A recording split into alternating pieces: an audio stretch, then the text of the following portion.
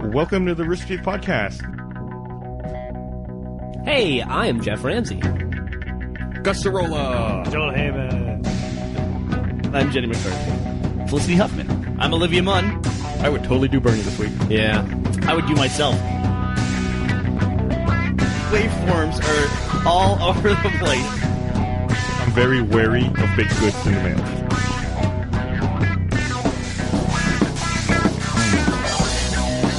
It's a good thing those sheep didn't scream every time they hit the water. This is Burnie Burns. I'm not going to be naked in movies anymore.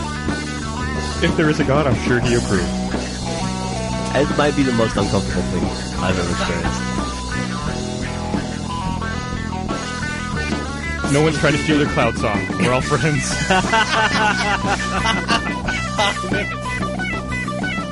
Hey everyone, welcome to the Drunk Tank. The Rooster Teeth podcast. Videos, video games, movies and stuff too. Is it over?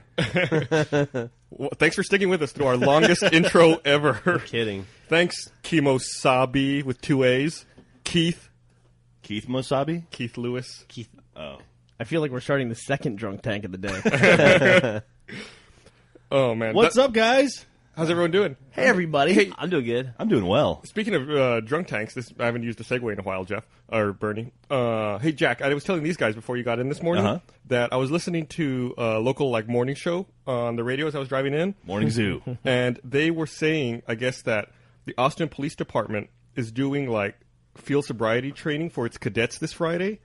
So they're taking volunteers, and you can go out there to the school where all the cadets train, and APD will give you all the booze you can drink between 4:30 p.m. and 11 p.m. No. Yeah. Is that true? They're going to have a margarita machine, grain alcohol mixers, and then they're going to monitor you and give you field sobriety tests every so often. Company trip, man. Dude, so the reason Gus is bringing it up is we have to have a chaperone, and Gus and I have nominated you to be our chaperone. Well, because I've already been through the field sobriety. Yeah. You already know how not to do it. And the big catch is you have to show up on an empty stomach. Oh, man. I can do that. I'm still looking for a link or trying to find more information. I haven't found any corroborating this information Thursday? yet. It's Friday. This Friday. Dude, let's do that. It's going to be the most most applications APD has received for anything ever. So I'll see if I can find some information. Hopefully we can read up a little more on it and see if we You can think go that out there. giant line in front of the arch is going to be just moved over in front of the cadet center? I think their training facilities down by the airport, off of Burleson somewhere. All right, that's a long walk. Let's get drunk and steal a plane. Let's get drunk and go to California. That's the start of National Treasure 3, right? Yeah. Get drunk and steal a plane and steal the Declaration of Independence. Well, some people are belligerent drunks, so there's a good chance that they could get all these drunk people together, and then they have to arrest people who came out to their thing, right? Yeah, Is it just I this think thing? that might be part of the whole having a chaperone issue. Is they need someone to help calm you down if you get fucked up. Oh, dude, are we allowed to film this? I mean, would it be entrapment if, you go out there and they feed you booze? Your Honor, the cops got me drunk. I don't know what happened. Well, that's why we have to film it, right? They used to do that for warrants where they would send people tickets to some kind of prize thing, and then they would show up and they'd just arrest everybody. Yeah. This feels kind of like the same thing. I don't know why. I don't know why you guys are getting all excited about getting drunk. I think that's immature. I just want to help the community. Yeah, way to take the high road. Yeah. But so I think Jack is qualified, the most qualified to be our chaperone. I think so too. You're welcome. Because I have the biggest vehicle. I can That drive doesn't all you hurt. drunk assholes. What is the chance you're going to have a field full of drunk people and somebody's not going to lip off to the cops? I mean, what's the likelihood of that? Well, around here they taser grandmas, so you better That's be true. careful. What's the likelihood that it'll come out of this office? So that's our project for Friday. We have to go get drunk with the police and Oh, dude. someone has to get tased. I hope to God we can help the city of Austin. I'm out. so down with that. That sounds like fun. I really want to give back. It'll be the first scientific experiment in history that actually has a margarita machine involved. Man, so last week we didn't have many topics to talk about, but this week we got tons of topics. Like what? We've got the Conan O'Brien thing. Who's It's a that? big commitment. We've got Tons the of Mark. topics. We got the Mark McGuire thing. Fucking A. That was disappointing. Yeah. Not surprising though. We've got No. Avatar still. You know what? I was surprised by that. I was. Really? Yeah, I don't know why. I that- thought Mark McGuire. Mark McGuire went from looking like a human to being a walking was- muscle. I knew he in took Mc- creatine and In all that. McGuire's defense, he was always a huge motherfucker. I don't know. I have man. his rookie card, I his have- 87 tops rookie card, I- and the guy The guy looked like Burnie and Jack I had together. I had that rookie card too. He was not that muscular back then. His rookie card is an 8x11 sheet, so they couldn't fit him on the small ones. They photoshopped a face onto his biceps. He comes from a big family too. You got to remember his brother Dan McGuire, who played in the NFL, was 6'8", and he weighed like 300 pounds. Actually, I don't have to remember that. Yeah, you do. He- Yeah. did He played for the Bengals, I think. He really had a brother in the NFL? Dan McGuire. Yeah, he played for he quarterbacked for about 2 years. I did He was not know kind of that. like he was kind of like the beefy white version of Vince Young, where he was like 4 inches taller than anybody else in the field. Wow. Bengals got knocked out of the playoffs. They did. It was Patriots got knocked out of the playoffs. I'm assuming. I didn't actually see the final score. No, the Patriots lost Wes Welker the week before to the Texans, and that hurt them quite a bit. And the Bengals, though, they weren't ready for that game, I guess. It was a home game, and the Jets just crushed them. Yep. Which was sad, because I like the Bengals. I like watching Ocho Cinco. That guy's... He looks like he's having a fun time playing football. You know he's changing his name again? Is to he? the Jeff, because when he has a bad game, I guess people call him Ocho Stinko, and he doesn't like it. So what's he changed his name to? The Japanese equivalent of Ocho Cinco? He's changing it to Hachigo, right? Or Hachigo, however you say it. That's great, man. That's fucking awesome. And just so we should be clear, Chad Johnson. Chad Johnson is a guy who plays for the Bengals. He's a receiver, number 85. 85. And so he wanted to put on his jersey Ocho Cinco, and the NFL wouldn't let him. So he legally changed his last name to Ocho Cinco, Which is a brilliant move because that's Yeah. all anybody's talking about. Yeah. But also, I think it's. I'm going to go back to high school Spanish here, Gus, and you can help me out. Totally incorrect, right? Wouldn't it be like Ochenta Ochenta y y Cinco. Cinco? It's 8-5. I guess 8-5, It's not 85. 85. Sure. But That's all you need. Ocho Cinco is basically the James Franco of football. Like, he's having a great time doing what he does, and he knows he's being an idiot, but he's having a good time doing it. I like how you approve of him changing his name, Jeff. You being the only person I know who's ever changed their name is like, yes, everyone should. Everyone should have a ridiculous name. I think so. Fuck it, why not? Life's too short to be serious. Chad Ocho Cinco will be changing his name to Chad Hachigo, which translates to 8 and 5 in Japanese. Yeah. So He's just changed his name every season to something Hachigo. different. That's a lot of paperwork to change your name. It's not. It's really not. But you have to go in front of a judge or something. Wait, don't I you? forgot. No, yeah, the 3 years after, the aftermath was pretty rough for me. So this guy trying to get a new driver's license. was changed his almost name impossible. and then is changing it again. I mean, that's got to be a huge backlog of paperwork. Like, there's probably still some stuff that hasn't changed to Ocho Cinco. You could, but in Ocho Cinco's defense, you could walk down to the courtroom right now and in 2 hours walk out with a new name. Yeah, Is that that's, easy? that's not the hard part. That's the hard not the part hard part, is you're right. changing everything else. I sit Yeah. next to Jeff in the office, and for the last 3 years, after he changed his name to Jeffrey Laser Ramsey, Laser with a Z. Yes. I mean, you've been through hell because it just Yeah. keeps cropping up. Didn't you lose insurance on your car for 6 months? Because No, of a I clerical lost error? homeowner's insurance for 13 months because of a clerical error. Oh my god! Isn't one of your company credit cards still say? Doesn't it still They have will your last not name? let me change the name to Ramsey. Yeah. I offered to send the court documentation to them, a copy of it, and they said no. So they'd rather City card. they'd Yeah. rather have a card floating out there with the wrong name than to accept documentation showing that you. I changed find your if name. you just put your thumb over that part of the card, nobody ever notices or cares. No one even asks for your ID, right? No, not really. Yeah, I think according to credit card rules, you don't have to have an ID to use a credit card. I thought if you didn't sign the back of a card, they're supposed to ask for ID. No, that's not true. Really? You can write on the back of the card, "Please check ID." I one time, I don't They remember look the at that and scenario. go, that's a weird name. I don't remember the scenario, but I know. The other day, Bernie and I went to Avatar, and he went to go park, and he gave me his wallet, and asked me to pick up the tickets at will call. And I gave the lady Bernie's driver's license and Bernie's credit card, and she looked at the driver's license and looked at me and looked at the driver's license and said, "Thank you, Mr. Burns." Like, okay, because we look just alike. Yeah, y'all are very similar. I always heard too there was a weird law that if you tried to use a fake ID to get alcohol, that then the onus was on you, that it absolved the bar or the building of any kind of. I don't think that's true. I'm willing to bet Is that that's true? not true, especially in Texas.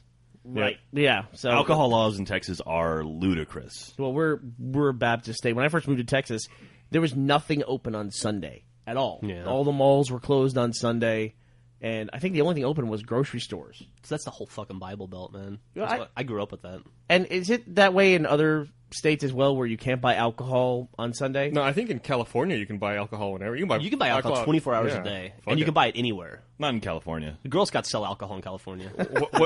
Not 24 hours a day, I don't think. Yeah, dude. I've walked into liquor stores with Joel and Kathleen at like 4 in the like a grocery store at like 3 in the morning on a Tuesday and bought like vodka. That's a sad story, right there. I think you can buy up till 4 a.m. I think that's their break time. So the cutoff is 4 a.m. to 4:30, like 4. Well, I think 4 a.m. till the dawn, till the sun comes up. I don't know exactly, but I'm pretty sure there is a time where you can no longer buy alcohol in California. I think in Louisiana they actually spike bottled water with vodka. When I lived in New Jersey, the liquor store by my house closed at 7:30 p.m. Yeah, Also, 7:30 p.m. at New Jersey, you can't buy beer at convenience stores, right? You can't buy beer at gas stations. Yeah, you don't. The gas stations are different in Jersey because you don't pump your own gas, so nobody goes in gas stations. It's like a place where you just go, have somebody pump your gas, and you leave. Yeah, you I went to you want to get beef jerky. I went to Jersey once a couple of years ago, and I was trying to buy some beer at a gas station. And I walked in, I was like, "Where's the beer?" And they're like, "Oh, you got to go to the store across the street." They still have full service gas stations? They're all full service. Yeah, you're right? not allowed. It's illegal to pump your own gas. You get knocked the fuck out trying to get out of your car and pump your gas in Jersey. Why? It's a union thing? I guess so. Probably illegal, and then the gas station incurs some sort of penalty. I can't imagine. Isn't there another state like that? There's a couple. It's not just I think Jersey. there's 2 states. It's Jersey and one other one. Also in Oregon, they can't sell, at least where Griffin grew up, they don't sell beer and wine and liquor in the same place. So like if you want to buy liquor, you got to go to the liquor store, and if you want to buy beer and wine, you go to the beer and wine store. Remember when we went to Utah for Sundance and we had to buy liquor from the state? Yep. Oh yeah. I think Washington State's also like that. I think all the liquor stores in Washington State are state-run. But the weird thing in Utah is you have to sign up for a membership to the bar in order to drink there. You know, I think that might be the same way in Alabama. They have the ABC, the Alabama Beverage Commission, and that's where you go to get liquor.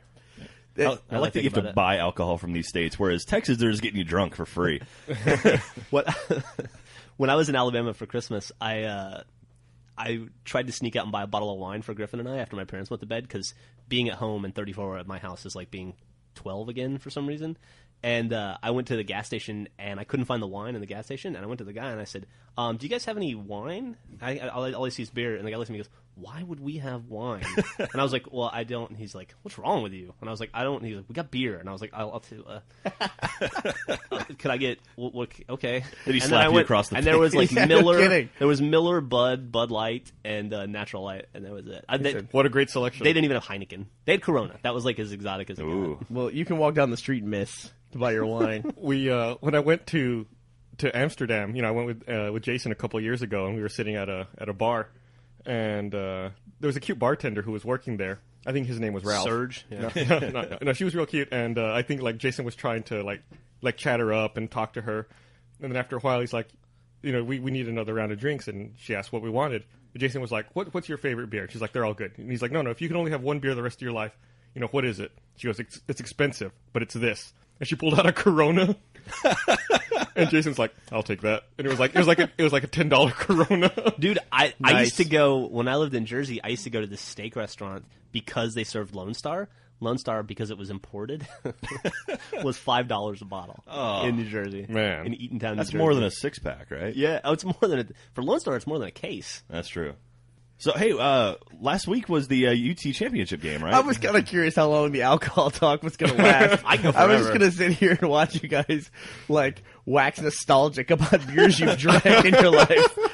I almost brought up that old lady that got us drunk in Breda, Netherlands. God, that lady is the devil. Wait, what is this? What is this? We talked about her before. The old-ass lady who owned a bar in Breda. And her and her daughter ran it, and she was from the Netherlands, but her daughter had an Irish accent for some reason. It was really weird. And we sat down there. We were waiting to eat at the worst Mexican restaurant on the planet. And they put ketchup on corn tortillas. They were Mexican food. Chickpeas in my burrito. It was really bizarre. But and so we didn't know what to order. She was kind of friendly, so she was like, you don't order anything. I'll just bring stuff to you. And then she would come and she'd be like, and everything had a different glass, like a special glass, every beer. Yeah. And she would be like, this one's the headache. And we'd be like, And then she'd be like, this one's the double headache. And I felt so fucking bad the next day. It was pretty bad. I wanted to run that lady down. I vaguely remember her saying number 10. Yeah, there was like a number 10, a number 13. Yeah. By the end, we were drinking out of these ceramic goblets or something. I don't know what they were. I want to clarify, Jeff. Was this place worse or better? This Mexican food, was it worse or better than Taco Bill in Melbourne, Australia? Taco Bill? Taco Bill, I think, is the worst Mexican food I've ever had. It was worse. Really? Dude, Best it was name. like, the ingredients were just bizarre. It was, I can't even explain to you. It was like nothing you've ever had before. So weird. It was so gross. I would say that Mexican food, of all the cuisines, is the most inconsistent based on where you're eating it. Sure. Yeah. I'll go with Well, that. there's I can see that. There's only like 3 ingredients in Mexican food, so if you mess up any one of those ingredients, you're going to ruin it. That's not true. I mean, if you ask anyone from different parts of the world, what are the 3 ingredients in Mexican food? If you ask somebody from California, they would say fish, avocado, and rice, probably. And in Texas, we would say Refried beans. beef, cheese, and more cheese. Or jalapenos. And jalapenos, right. Beef, You know, melted cheese, and cheese sauce. We've had some pretty pizzas like that too, though. I remember the first meal you and I had in Edinburgh. We went to a pizza place, and it was like the pizza combinations they had were just bizarre. It was like there was like cuttlefish pizza and just like really weird shit. Gross. I was like, I just want pepperoni, and they were like, I don't what? I think the closest we got was salami. Yeah, they had you're right. They had a salami pizza that was as close as you get to pepperoni.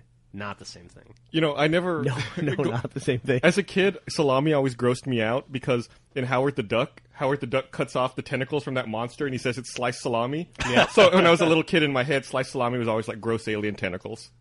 Wow.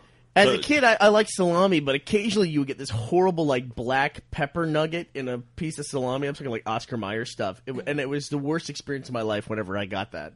I like those nuggets. It's like peppercorn or something, right? I don't know what it is, but It is. man, that would be like getting punched in the face by a peppermill or something. Oh, man. So should we talk the UT Alabama game now? Are you done with booze? No, we can Gus go, and I go all night. I could go. I've got a story about booze. We could talk if we're going to do that. No, let's talk about the football game. This is police work. So we had the game at the Alamo Draft House last Thursday. It turned out to be a really good game. It turned out about as good as it could for you, Jeff. Right? Because the Texas fans... I didn't get punched out or anything. The Texas fans were disappointed, but at the same time, we lost our starting quarterback on the 5th offensive play of the game for us. Dude, when Colt McCoy went down, I got really nervous for about 45 seconds. You should have been. Yeah. No, you should have been more nervous than that. You should have been nervous for the first half. That was scary. Well, if you would have told me, if you would have come up to me and said, okay, your starting quarterback, Colt McCoy, who is the Heisman-nominated quarterback, is going to go down on your first drive, I'd have been like, oh, we're going to lose by 90 points. And no, you guys did pretty well. we did really good, actually. A lot of that, I think, is that we gave Mark Ingram the entire third quarter off. I was more afraid of that other running back than Mark Ingram, that freshman Richardson? kid. Yeah. True freshman. Man. Wow. Yeah, that kid was awesome. They had almost identical numbers. They both had I think Ingram had 114 yards, and Richardson had 112, and they both had 2 touchdowns. Yeah. Well, how many yards what was the biggest play that Ingram broke? Like maybe like 22 yards? 20, 30 yards. He didn't have any huge plays like that. That Richardson kid had like that 45-yard touchdown. Yeah. Ingram had a score from 2 yards out that he would have scored from 98 yards out. I mean, it was a hole that was just ridiculous. We wouldn't have the same defense in Yeah, it. yeah. It was, However, that... Well, because they put in that truck in front of him to go through the line. And everyone was that scared. guy, I don't know what that guy was. I mean, he was like... It's like they shaved a rhino or something and put him in Alabama. That guy was enormous. I was going to say, they did some recruiting in Antarctica and picked up a walrus. I'm telling you, he looked like a walrus. Yeah, that guy was massive. We had that other guy in the defense who was like number 54, the guy that picked up the fumble. And what was your backup quarterback's name? Garrett Gilbert. Gilbert? Yeah. The one that GG. the guy that Gilbert tried to tackle. It was very, very funny. Well, quarterbacks don't do a lot of tackling in practice, so Still. I won't hold out against them. He threw Gilbert in the stands. Well, no, Gilbert just sort of like fell like, off. went Of him. bloop. But And anyway, here's what I don't get. I don't get why people keep complaining that Texas would have done much better if they had Colt McCoy, right? Sure. We had Colt McCoy. It's not like Colt McCoy was not in that game. He was in that game, and he was knocked out. That's part of football. That's what happens. You can't say that Texas didn't have Colt McCoy. They did have Colt McCoy. Like if Colt was on probation or something or got a DUI the night before and couldn't play, that would be a little different. But, Yeah, or whatever. But You know? yeah, injuries are a part of football. Yeah. You know what else is part of football? Having a backup quarterback. Yeah. I mean, Depth charts. well, yeah, Yeah. that's what I was saying. The person who probably got hurt most out of Colt going down was Colt's brother, who's coming in as a quarterback.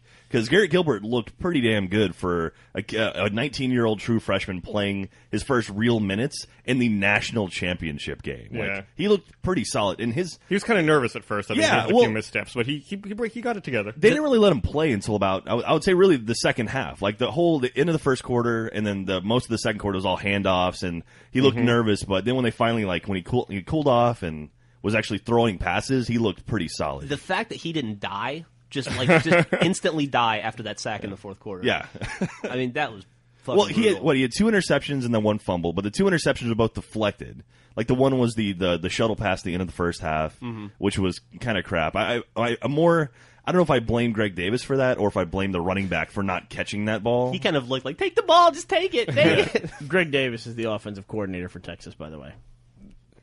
We've had our ups and downs with Greg Davis. There was after one attempted pass, Garrett Gilbert walked off the field kind of nursing his shoulder. Oh god, yeah. Like, oh my god, who's their backup? No, that was great because he walked off the field nursing his shoulder, and I was like, well, Colt's down, Garrett's down, and then literally the next cut was a shot of Vince Young on the sideline. It was like, oh, he's got a year of eligibility left. Yeah, he's got 1 year left. Put him in a suit. I'll say this: every single person in that theater was extremely awesome, in a great mood, and was really gracious, with the exception of Dan Godwin. Really? How's that? He was just bitter and angry and kept sending me pissed off texts the whole time. What about Joel? Joel was just drunk and obnoxious. Yeah, he was being pretty funny. He was just droll. No, he was not being He wasn't funny. being funny. No, there was nothing funny there. He was being drunk and obnoxious. The weird thing about Joel, he was drunk after. That dude goes from 0 to hammered in 1 drink. He was drunk before the game started. Pretty much. He was heckling commercials. That's so weird. He's like a groundhog. I think he saw a shadow and started heckling it too. But it was really. I want to watch every sports game for the rest of my life in a movie theater. Oh, that was great. So cool. So I'm thinking UTOU game next season, definitely. Well, I should say, depending on how well the teams look. No, I wouldn't think we'd be able to rent out the Alamo for Texas OU. Because Saturday? Because it'll be a Saturday game. The Texas OU game's usually an earlier game, though. And so that's off hours, so I wouldn't be shocked. It's the weekend, though. And you know what? If we're willing to pay for it, I'm willing to bet they'd let it go. I don't know. They might be contractually obligated for movies that they have in the theater there. Hey, I gotta go jump on a conference call. I'll be right back. All right. See you soon, sweetie. You want to do it while you're on the podcast? So while we're on the discussion of college football, we should talk some coaching changes going on. So what do you think about Pete Carroll leaving USC? I don't care. Well, I mean, Pete Carroll's a great coach. If he could keep his players straight. I'm going to go get on a conference call with Gus. So. Well, me and Burnie will talk about football. Yeah, that's fine. Okay. So who's this coach, though, that they picked up? I'm not familiar with him, but everybody seems to think he's just a jackass. So Lane Kiffin, he actually coached, or he was a offensive coordinator or defensive coordinator at USC while Carroll was there. Then he left to go to the Raiders, actually. I don't know what he did there. I don't know if he was the head coach or what, but he was with the Raiders and then left the Raiders after having a horrible season there. Went to Tennessee, coached last year at Tennessee, brought them to, I want to say 7-6 maybe, or 13-game season. Is that wrong? Probably. Maybe 8-6 or 8-7. I don't know. He was fired mid-season. It was just over 500 is what his final record was. What's his dude's name? Lane Kiffin. Okay. And now USC has picked him up. So now Tennessee is in a lurch because they've got 3 weeks till signing day and they don't have a head coach.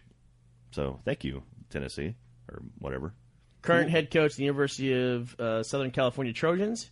He was previously the head of the Tennessee Volunteers football team, the Oakland Raiders of the NFL, and the offensive coordinator for the Trojans. So that's exactly right. He's a 1993 graduate of Bloomington Jefferson High School in Minnesota. He graduated in 1993? He was born in 1975. He's 34-year-old coach of the USC. He's the exact same age as me. His annual salary is $2 million. Fuck him. Yeah, what the hell? Mac's making $5 million a year now. Yeah, but Mac's not 34. That's Mac true. didn't graduate the same year I did. I would think damn it. Pete Carroll would make. He's coaching USC, high expectations, but. Yeah. So I get the feeling that USC is headed very quickly into Notre Dame territory, where they're going to be adjusting their coaches over and over again for the next couple of years to find somebody who's Pete Carroll. But Kiffin is bringing back quite a few of the old USC offensive guys and defensive guys. He's bringing back a lot of he's bringing the band back together basically, and they're saying he could do pretty well with that. You know what else they call that? What's that? They also call that trying to catch lightning in a bottle again. That's usually the way that works. Hey, look who's back! It's Gus. Hey, it's Gus, everybody. So all got delayed 5 minutes. oh, okay. Oh, see. So now they're saying Tennessee's looking for a coach, and actually, the number one name on their list is Will Muschamp, the Texas defensive coordinator, who is the coach in waiting when Mac Brown steps down. No, wait, who's looking for this? Tennessee, the Volunteers. Oh, shit. So you go from UT to UT? Yeah, that's also UT. Maybe Yeah. in his contract they didn't write out University of Texas. They just wrote UT, and he's like, "Oh, look at that." Nice.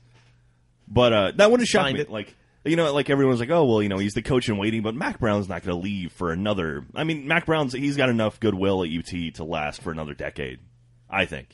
Okay, so he was 7-6, but he was in Tennessee. When you said he moved from Oakland to Tennessee, I thought you meant the Titans. No. Or initially. no, Raiders, So you mean? That is a... What's that? The Raiders, not the Titans. I said when you said he moved from Oakland to Tennessee, I thought you meant the Titans. Keep up. Oh, I thought you meant, okay. What do you think I thought? What do you think that you thought I thought? I thought you thought Oakland If you're was the Titans. if you're gonna make me listen to this fucking football coaching conversation, you should at least be able to keep up with it. All right. Yeah, I would say coaching changes are probably the most boring part of football in general. Although something that's cool about university coaches is the bigger schools for football tend to be state schools, like University of Southern California, University of Texas. Mm-hmm. So their contracts are public domain because they're state entities. Right. And so, like, you can pull up the University of Texas coach is Mac Brown. You can pull up his contract and see all of his paydays, all that stuff. None of it's private information. Yeah, and when you got a pay raise this season, it's printed on the front page of the local newspaper. Yeah, and you can pull it up. I mean, like, you get the PDF and you can look at the contract. And there was a weird thing where he got $380,000 on his birthday. Specifically, it was That's a hell of a birthday. Okay. yeah, weird clause. Like, I mean, I guess they had to specify a date, so that was it. Well, they had a bit too. It was whoever won the national championship. I think if Mac Brown would have, or if the Longhorns would have won the national championship, Mac Brown would have gotten like a $500,000 bonus, and I think Nick Saban got like a $450,000 bonus. It was, Yep. Yeah. That sounds right. Pretty ridiculous, just for winning one game. You know, that upset me during the game was when Colt McCoy went out. The announcers kept saying they were keeping him out of the game to save his pro career. And that wasn't, I mean, he couldn't throw. Yeah. I thought that was a weird thing to stick on the kid. When he's sitting there on the sideline, they're showing him on TV, and the announcers are saying this stuff. Man, that article that you forwarded to me about him in the locker room with his dad was fucking heartbreaking. I don't know where I got that. Did you send that to me, Jack? No. That Rivals blog? Did Brandon send that to you? Somebody sent me a blog on Rivals that described the situation of Colt McCoy in the locker room trying to get back on the field, essentially lying to the coaches. God, that's got to be so fucking frustrating. Yeah. They talked about how, like, he'd thrown the football with his dad 1,000,000 times in his life, and this is the most important time they'd ever thrown the football together, and he couldn't get the ball to him. And there's like 6 people watching him throw the ball 6 feet. Couldn't throw the ball to his dad 7 feet away. Ugh. And it would like bounce at his feet, and Colt would be like, "Give me the ball back, and then they give him the ball, and he'd throw it, hit his dad's feet. His dad would go get the ball, he'd go, "Give it to me," and they like kept doing it, and they were like, "Colt, it's over, it's done. You can't throw the ball." So Terrible. It's fucking horrible. pinched nerve, that's what it was. Yeah. Oh, so he's okay, or they're saying he's going to be okay for the combine. But did you see what Colt McCoy did with his girlfriend? That sounded weird. Whoa.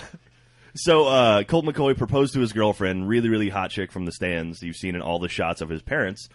He proposed to her on the 50-yard line at DKR Memorial Stadium here in Austin at night, and the Jumbotron lit up, or the Godzillatron lit up when saying her name, "Will you please marry me, Colt?" It's pretty awesome. There's a photo of the two of them like hugging and. What are you, like, gay? That's awesome. It's so romantic. That's the third largest HD screen in the world.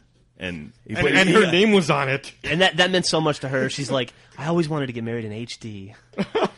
Yeah. If he really loved her, why didn't he get the largest? It's fucking 3 hours north of us. He's got some pull. Go up to Is Dallas. that the largest now?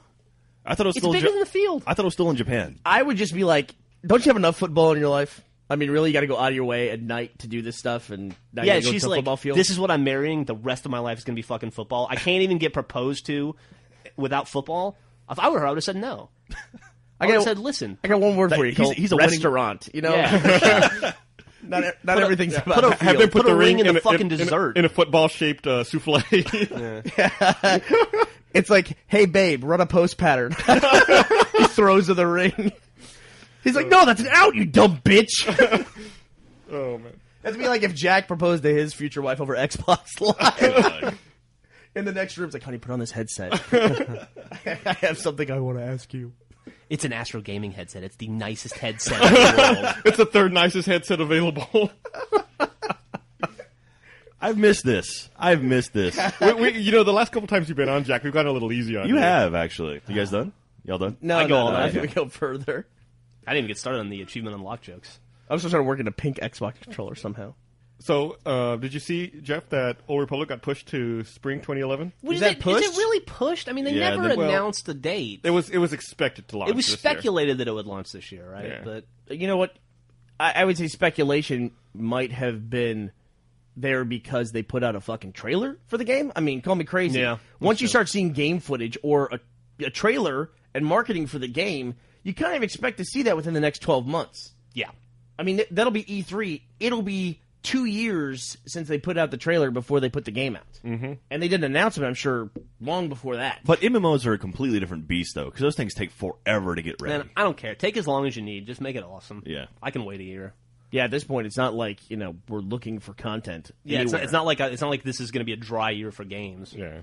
God damn. I just wonder why they announced stuff like that, too. Is it more that stuff's always been out there, there just were less people to report on it? Like, why do I know that Marvel has movies scheduled through 2013? Why do I know that? I think it's the internet. Just all that information is so much more readily available now.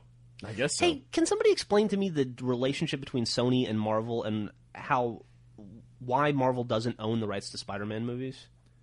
I think Sony purchased the rights for the But they the Spider-Man movies. they can lose it. Yes. There was talk about them losing it with this fourth movie. It's just a contractual license Yeah. agreement, I'm sure. That's Yeah, weird. it's like it expires over a certain amount of time, or if you don't produce something in a certain amount of time, it reverts back to the original owner.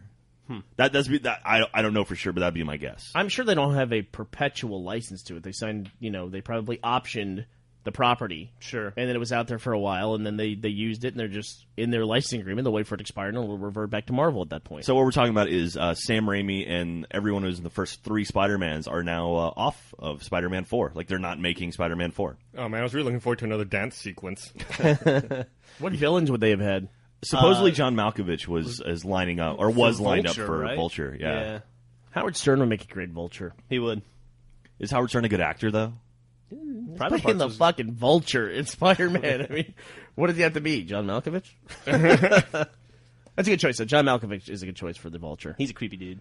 He's not old enough, though. Not that, doesn't have that look yet.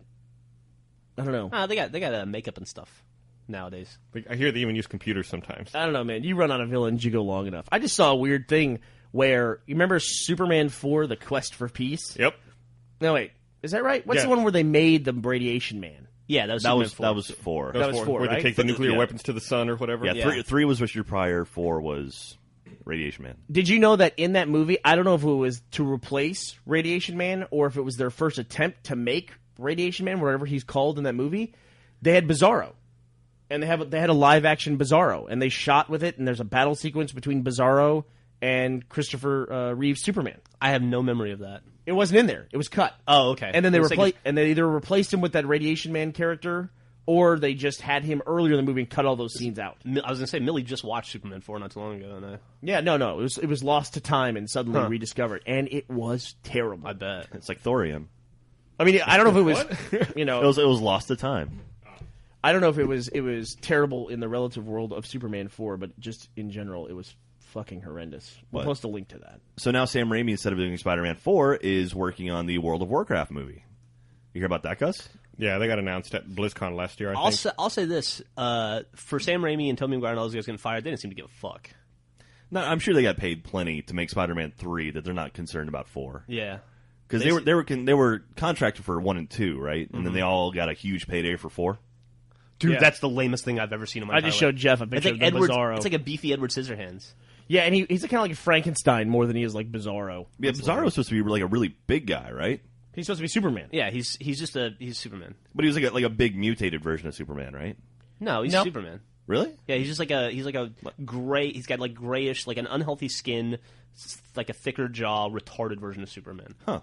Well, it's just like it. We talk about this a lot with comics, and it doesn't matter how long it takes. Eventually, this happens in every comic book franchise. You have your superhero, right? And then eventually, they make the arch villain, who is essentially just the superhero, but a bad version of it. Yeah, sure. You have Venom for Spider-Man, And then Carnage on top of that too, because Yeah. that wasn't enough. right? And then like War Machine is going to be in the next Iron Man. Yeah. And the weird thing is that Spoiler. There's a fucking That trailer he, out. that he turns bad. oh, he turns bad. I mean, I think he turned bad in the comic. Maybe. Yeah. Sorry, you didn't read the comic 20 years ago. Not exactly a big secret. I think that's out of the spoiler. But like Green Lantern has the yellow dude, whatever his name is. I mean, it's like, why doesn't the yellow Green Lantern fight Batman? Why does he have to fight Green Lantern? Right. You know, they do that in every single comic. Like even Captain America had that U.S. agent or whatever the fuck that was. U.S. agent. He had a square shield. Yeah, and he wore black. He was the black uniformed version of Captain America. It's really weak. It's pretty lame. It's always been weak. Even Wolverine has Sabretooth. It's just it's so old. I don't know why people put up with it. Comic books are so lame. Well, it's such an easy way to be like, oh, these characters, they're on a thin line between good and evil. It's like, this is what you could have been, and it's an easy way to mirror the good guy as a bad guy. It's a cop out, is what it is. Yeah, basically. Is it trope? Is that the correct term? It's your comic book is 700 issues deep, and you've got nothing left to write about it. Pretty much. I'm guessing Daredevil probably started as a Batman villain at some point. Kevin Smith's writing a Batman book right now, right? Or he's writing a Batman series? I don't know. No? Maybe. He started doing that Bullseye series. I don't know. The villain from Daredevil, and then never finished it. Or I don't think he ever finished it. He could have. I don't know. He were like 2 or 3. They put out a trailer for a new Kevin Smith movie called Cop Out. Ugh. Yeah. I heard it was pretty bad. Yeah. It looks like a trailer you would see in another movie. You know? That's yeah. That's like a great description. It's like an SNL digital short of like this is what something stupid would be. Speaking of trailers, there was a trailer that hit over the weekend that was awesome. Hell yeah. Awesome. What was it? A-Team trailer? Oh man, dude, that is horrible. But that last 10 seconds, that funniest thing I've ever seen. Trailer, I felt stupid watching. I was like, oh, this is terrible. This isn't going to be good. And then the last 10 seconds, we're like, okay, that was awesome. Yeah, it's the funniest thing ever. Now I'm gonna have to see the movie. We'll have to link. Hopefully, I can find it. I think the one we it's saw out. was they put up the official one now. now. It's on Yahoo, I think. So speaking of people who have been fired from major franchises, what's up with this Conan O'Brien thing? So, should we just run through the whole thing for people to know what's going people on? Know. I it's think on the know front page of on. CNN every day. Do you find that interesting that it's on the front page of CNN? There's 300 million people in America, right? Yeah. 5 million people at most watch these shows. I think they get an audience of 2 or 3 million people. Yet, whoever's at the helm of this thing and all this is front page news that we're all supposed to be interested in. I mean, really, 99% of America does not watch these shows and has no interest in them. Yeah, that's a very good point. And suddenly, the fact that Conan O'Brien's not going to get to be the host of the Tonight Show is a big deal to everybody. People like a scandal, though. I guess so. I bet 99% of America didn't watch the Paris Hilton sex tape. But it's definitely it's creating this big divide, or it's making a clear divide between the people who like Leno and the people who like Conan, and it seems like the older. Who likes Leno? Are there that's people the thing. that are that adamant about it though? Are there people that I honestly, aside from Howard Stern, are there people out there that are like, I hate Leno so much? Well, it's more like if you don't like it, don't watch it. It's almost more like the Leno, he represents sort of that old way of doing things, and sort of an older generation of people that think his horrible jokes are actually funny. It's just safe comedy. Yeah, it's super safe comedy, and then Conan's a little edgier. He's a little more in depth with what's going on, and he's younger. And so it's basically like this old ideology versus the new ideology, and NBC isn't giving Conan the opportunity to sort of find his ground on his in his time slot. I heard he had a pretty funny joke in his monologue that I heard on Stern this morning. They said Conan said that he's all broken up about this whole thing, and he doesn't know if he's gonna have to leave or whatnot. And he said it's really weird because I remember being a little kid and watching Johnny Carson and saying to myself, someday I want to host the Tonight Show for 7 months. Yeah. No, I watched the show last night was amazing, man. They were mercilessly ripping into NBC and the whole situation. Dude, Letterman's been getting in on it too, which is really weird. Did you see what Jimmy Kimmel did last night? No, I heard it was funny though. Oh my! So Jimmy Kimmel dressed up like Jay Leno with a big old fake chin and the wig, the gray wig, and the hairdo. Did his whole show as Jay Leno. The entire show? The entire show with guests, music guests, everything. Did he do the voice and everything? Yeah. He had like a weird lispy kind of voice, though. But, I mean, he was playing a character the whole time. And it was great. And Chevy Chase walked out with the Conan O'Brien hairdo. He had like a wig on with a giant little swoop at the top. Interesting. Huh. It was funny. It was really funny. That sounds funny. But yeah. I like Jimmy Kimmel. He's a funny dude. Boy, I'd hate to be lampooned by Chevy Chase. how stingingly relevant. Yeah. Although I guess he is on a network show now. Yeah, he is. He's on Community. He looks older than my grandfather. That's why you shouldn't disappear from the limelight for a while and He then disappeared resurface. for like 20 years. I think the last thing I saw him in was probably like Christmas Vacation. Meet the Robertsons was the last thing I saw him in. Meet the Robinsons or Christmas Vacation. He looked like a 40-year-old dude in the 70s when he was on Saturday Night Live. That's true. You know? But I don't know why everyone's in such an uproar over it. I mean, it goes back to the old thing.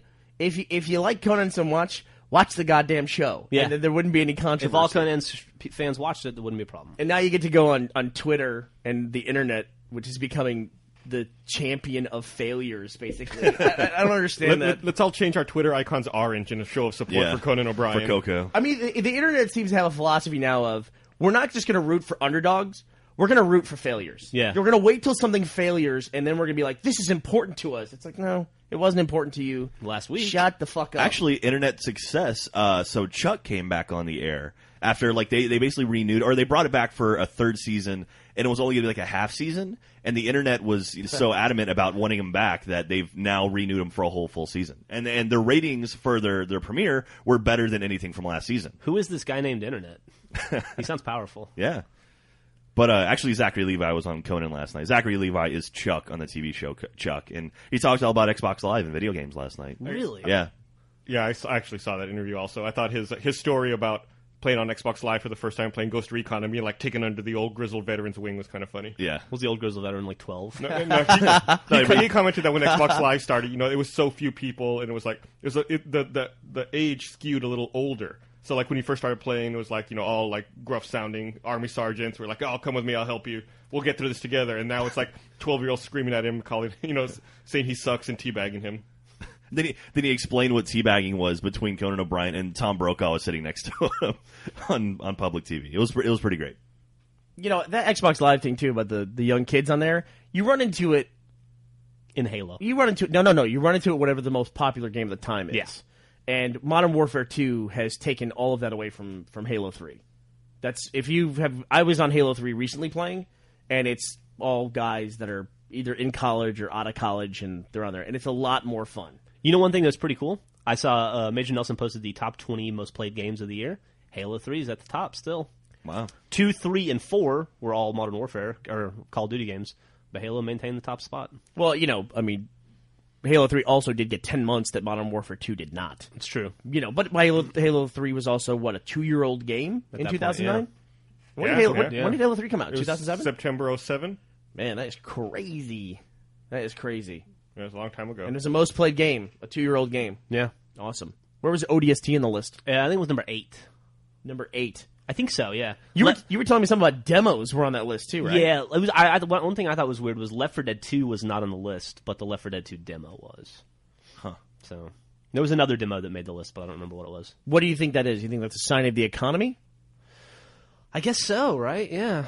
I mean, or a sign that people don't like the game. I don't want to ask a leading question there. Do you think maybe it was end of the year or? Well, I'm sure a lot of it has to do with end of the year. But then again, Modern Warfare 2 came came out at the same time as Left 4 Dead 2. Was Assassin's Creed 2 on the list? Assassin's Creed 2, I don't remember. Well, it doesn't have online though. It doesn't matter. Single-player games can get on there. Oh, okay, I guess. Slashdot the other day, and yes, I do read Slashdot, posted a very cool article that made me happy.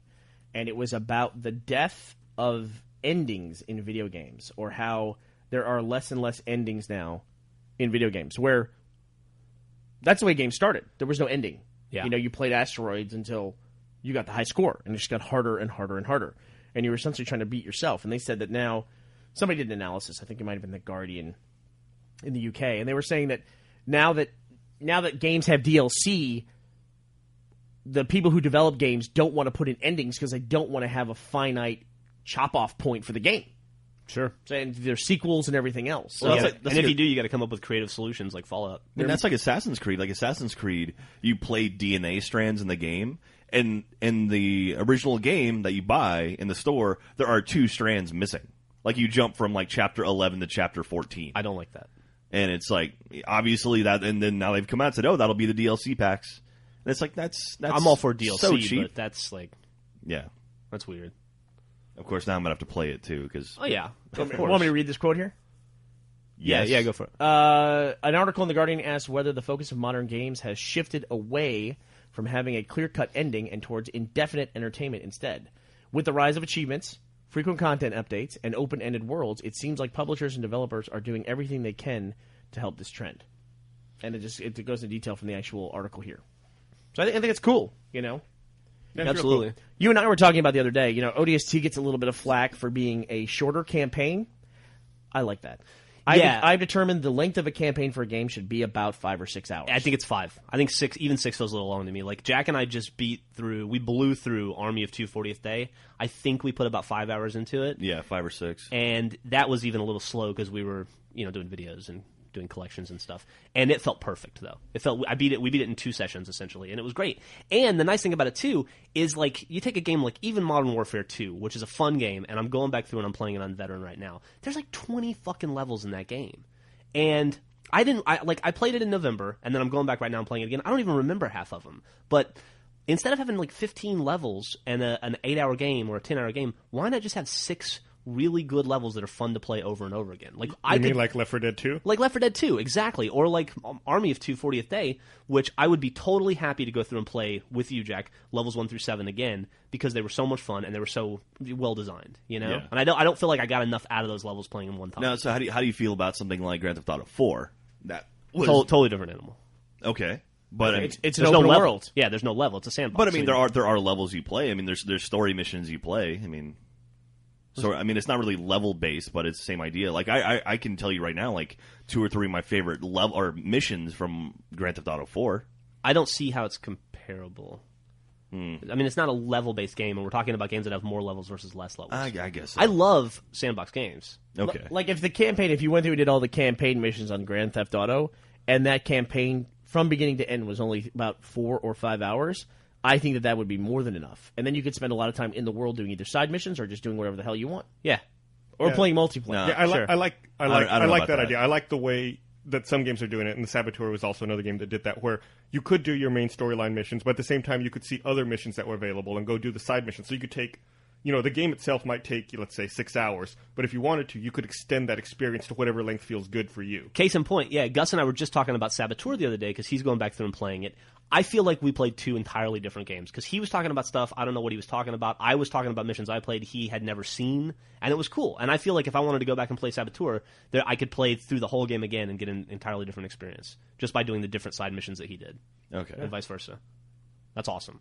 Yep. And But it's totally optional. That's sandbox versus regular traditional linear gameplay. Okay. Yeah, I think I'm a fan of that. And I don't think you notice, too, when a game is good, and the ODST campaign was great. I just went through and replayed BioShock from beginning to end to get that last achievement that they added. Brass balls? Yeah, brass balls. After I complained about it in a previous podcast. You got it? Yeah, somebody came and said, well, here's how you do it, and it's not as hard as you think it is, and they were right. And the playthrough on BioShock, especially if you take out the Big Daddy battles, which are just basically the same thing over and over You again. don't have to do those, right? I don't remember. It's been a long time since I've No, played it. you could avoid them if you wanted to, but it would make it harder to finish, I think, because you get power-ups from that kind of thing. Right. But if you take those out, that is probably a 4-hour game. Yeah. Maybe 4 or 5 hours. How long did it take you to go back and play through it again? Well, I was playing on the hardest level without being able to use, Vita Chambers, which is, I couldn't respawn, essentially. Yeah. I'd say it probably took me about 11 hours altogether, just like that. But if you play through on normal and, just like the game was, the way it's intended to be played. Sure. And, yeah, you can blaze through that game very quickly. There's like 6 levels Yeah. in the game, and that's it. I mean, you can get in your little Bathy Spear, or whatever it's called, and you can see all the levels in the game. And that won Game of the Year. And that didn't have multiplayer. And nobody complained about that. So I don't know.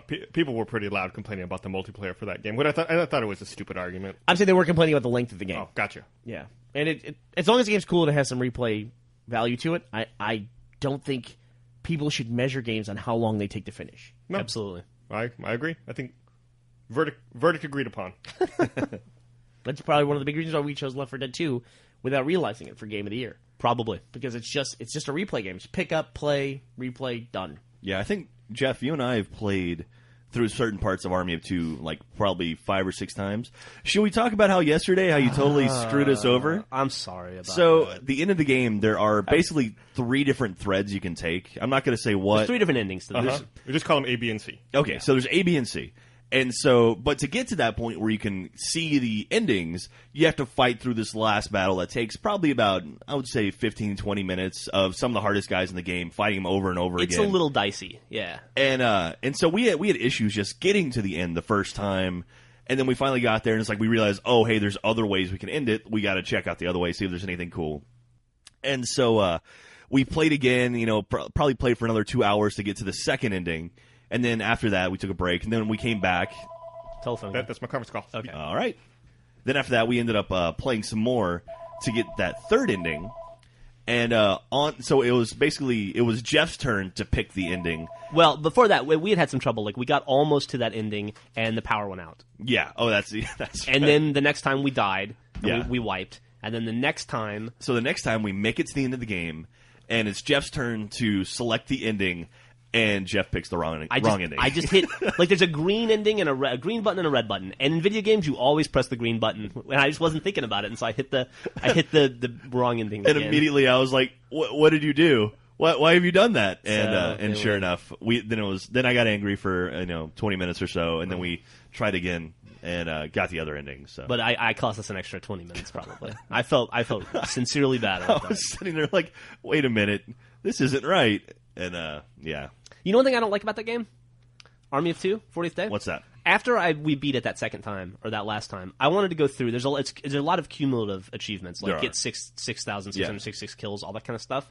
I went to the start menu, and I wanted to go and check my progress on some of those achievements, and there's no way to do it. You have Yeah. to go into the game to actually do it, That kind of sucks. which is kind of annoying. Was Army of Two, the first one, very well received? By the way, I almost said Army of One.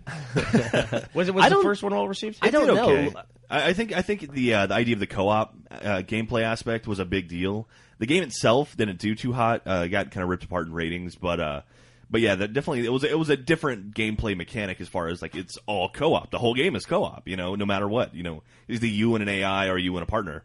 Kind of feels like Gears of War a little bit. Yeah. And the weapon customization stuff was kind of cool. And what they do with the face mask now, where you can actually design your own face mask, that's actually really, really neat. Somebody on the side had a funny idea. They said that we should have done the Jeff mask. Oh yeah, Yeah. We should do that. We should say, hey, we should do a contest or something. How do you do that? Do you do it with like an internal paint program? No, or something? it's a website. You go to the EA, you get the Army of Two website, and there's actually like a mask creator you can use there, and then you can import it from there into the game. They do that with their sports games now too, where you can put your face on Tiger Woods' skull. Yeah, and and things then like they that. did it for Skate 2 for the skateboards and the shirts, stuff like that. I saw yesterday somebody made a Captain America mask. That was pretty funny. Yeah. Yeah, that just opens you up to lawsuit. Yeah, I guess so. Well, Remember, that's user creative. there's an approval process. I know for a fact there's an approval process. My buddy was the approval guy on Skate 2. Really? Yeah, he would sit there and be like, "Oh, another penis, delete. Another curse word, delete." Was it an approval process or was it a screening process. A policing? It was policing, as in it would go up, and then they take it down. So it's not approval. Yes. Yes, it was a screening process. Okay, where, that's better. where it would go up, and then he'd go through and be like, "Nope, sorry." See, because if you have an approval process, that puts a lot of liability on you. That's true. That also company. kills it. You want to put your mask in Army of Two when you do your playthrough, and then you have to wait 2 an weeks. undetermined amount of time Yeah. before it gets approved. Yeah. Nobody's gonna do that. And always be worse at launch. Yeah. Oh, speaking of which, there's a game, an NBA game. I think it's 2K8. or Okay, is it- it's NBA Live 07. Okay, there you go. NBA yeah. Live 07. They have an upcoming thing where there's an achievement associated with being online at the same time as 1,000 other people. Yeah. And the game is about to be shut down. The servers are. The servers are. And so you won't be able to play multiplayer, so basically the same effect, right? Yeah. This has been attempted a few times in the past. Well, it's been done a few times. It's in been the done, past. and the last time they attempted it didn't work. So Really? if you're interested in getting that, they're going to try to do it January 31st, the last day they can do it to get everyone online. I'm gonna do it. Are you? So, Yeah, I have the game, and it's the only achievement I'm missing from that game. Well, now they only need 999 other people. Actually, you can sign in players 2, 3, and 4 as guests, and they count. I think. nice. So every single person can count for 4. You could probably organize something like that on your own. there you go. Yeah. So, speaking of large numbers like that, Jeff and I received the Army of 240th Day a little bit early, so to work on some videos and stuff. We didn't release them until the game came out, but in the versus mode, if you go there and look, there's a little box in the upper right corner that says how many people are playing worldwide.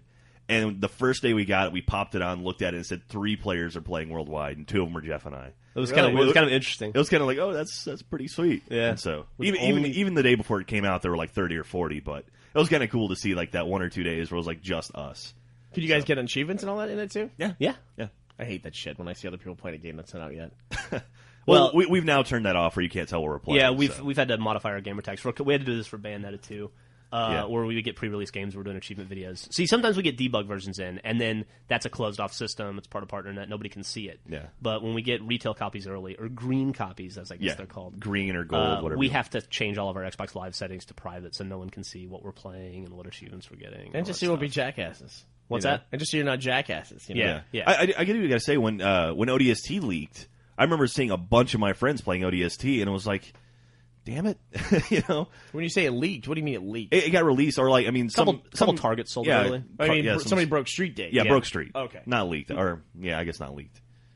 But No, they put out more information about Halo Reach. Did you guys see that? No, what did they say? They put out more details. There was some, I think it was, Game from memory here, Informer. Game Informer, right? Game Was that what Informer it is? has an article about it this month. Yeah, and they had specific details about Halo Reach and some things that put people up in arms who are very big into the canon of Halo. Oh, really? Yeah, that it doesn't follow the Fall of Reach storyline was a big thing. It's not about Spartan 2s, it's about Spartan 3s. So, I didn't think.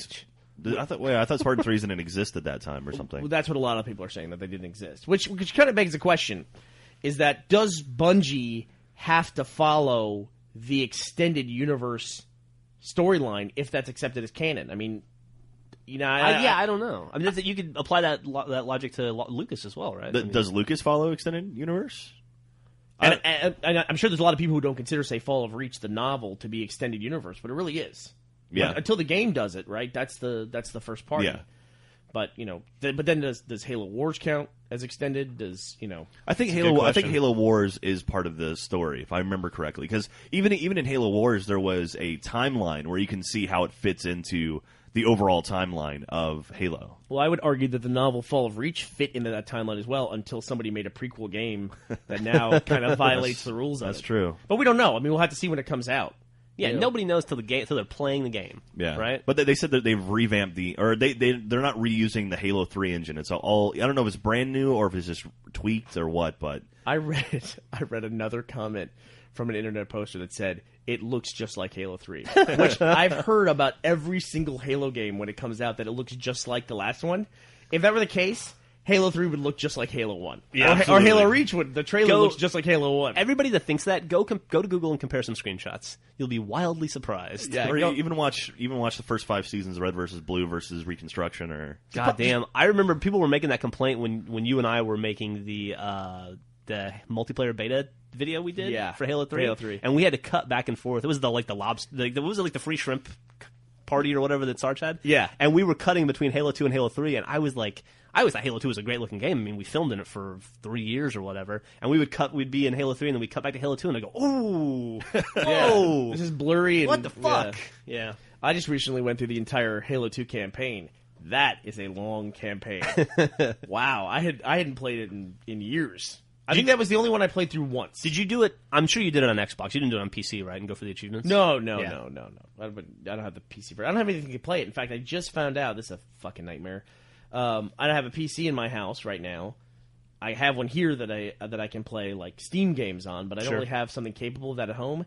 And the trailer for Lego Universe, the Lego MMO, just came out, and it's going to be PC only.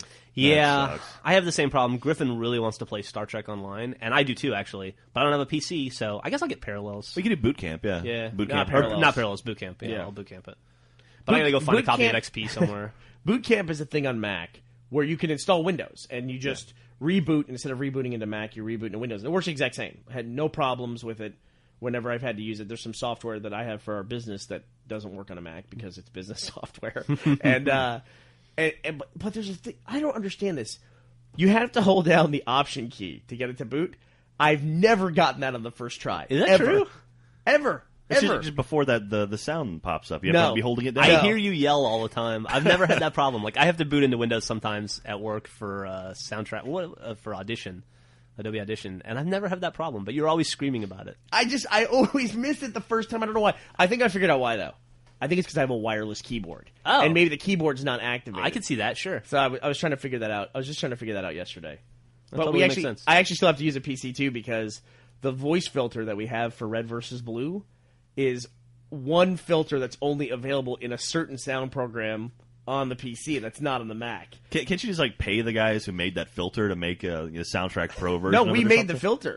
Oh, you made I the had to make filter. the filter back in season 1 to match the speakerphone that Gus had to be called on Puerto Rico. Hey, what's up? I'm Gus. I'm back. Okay, hey, Gus. God, do you remember we'd call Gus in Puerto Rico when we did that Latin hold music? Oh man, I forgot about that. You recorded some of that, didn't Yeah. you? I did. I have it. Yeah, I think we put it on a DVD, on season 1 DVD, maybe even. Yeah, in it the was- outtakes. it was some kind of phone system where we'd hear this. I don't know what kind of music it was, but it was Puerto Rican marimba music, whatever it was, and then Gus would click "hello" at the end of it. So so we have that, and I have to go back and constantly reboot into PC just to filter people's dialogue. It's almost like the secret formula for I've always heard that they have a cup of grease for McDonald's that they put in everyone's fryer that it comes from the original store. That's not true. That I've can't be true. heard that. Is it McDonald's or something else? Yeah, when they start a franchise, they get like a starter cup that they put in. There's a That'd be interesting to look up. they take that shit seriously. Like, there's a restaurant that Gus and I really like in Austin, a hamburger place called Top Notch. If you ever come to Austin, you should. Love Top Notch. Super old school kind of restaurant. They filmed Dazed and Confused there. Yeah. And Varsity Blues was they had a scene And there. it's fucking terrible. By It's the way. good. It's fantastic. great. It's good. It's It's good. And unfortunately, the owner, proprietor died, and When did that happen? It was like, this it was was like last year. But he had a special, they have a special sauce, and he wouldn't let anybody else know the ingredients of the special sauce, including his family members who were also running the restaurant with him. He would come and work before them every morning and make it. And so when he died, they lost the recipe, and they had to shut the restaurant down until they were able to break into his safe to get the recipe. The restaurant was closed for like 2 weeks after he died because they were trying to recover the recipe. Wow. They did. They got it. But yeah, it was a whole thing. I swear, I know the old woman who works there at the front. She's always there every time you go to Top Notch. Yeah. That's great. But that's cool. I mean, that's cool that that's a place that my dad went to with his mom when my grandmother when he was a kid. Yeah. And it's still around, like Dirty's by campus. That place Or has been around Now's forever. or Sandy's. There's a lot of great places like that. in Austin. Dirty's isn't nearly as dirty as it used to be. They No. renovated like 3 or 4 years ago and cleaned that place up. Yeah. But it's still kind of cool. But this has been around forever. Or like the old Nighthawk off Burnett and 2222 that's now gone. They moved it, didn't they? They moved it into the old Curz location. But still, it's gone. Yeah. Speaking of locations in Austin, I was at home the other day, and I had the Foursquare app open when I turned on my iPhone, so it then located my position at home. And you can add your own custom locations to Foursquare if they're not on the map. Some guy added his house. So I'm now constantly checking in at his house. I'm trying to become the mayor of his house. And I hope it freaks him out. That's awesome. When he loses mayorship of his own house. That'd be fucking awesome. Bernie B has ousted you as mayor. Yeah. What? Get the fuck out. Did you start have you started leaving tips for his house yet? Oh, that's Like- a great idea. Like, Yeah. quit your dog from fucking barking in the middle of the night. No, it'd be great if, Tuesday night is sleep with this guy's wife night. Yeah. Like, put the guy's schedule, he's out of the house Wednesdays from 8 p.m. to midnight.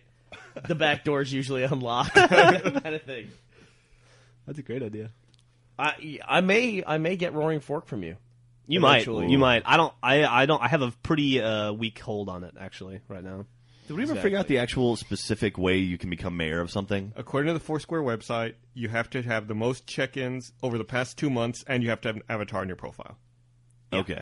I just picked up mayor of Jackalope. You got mayor of Bikinis. I got mayor bikinis, which is now radically changed. You guys weren't there yesterday.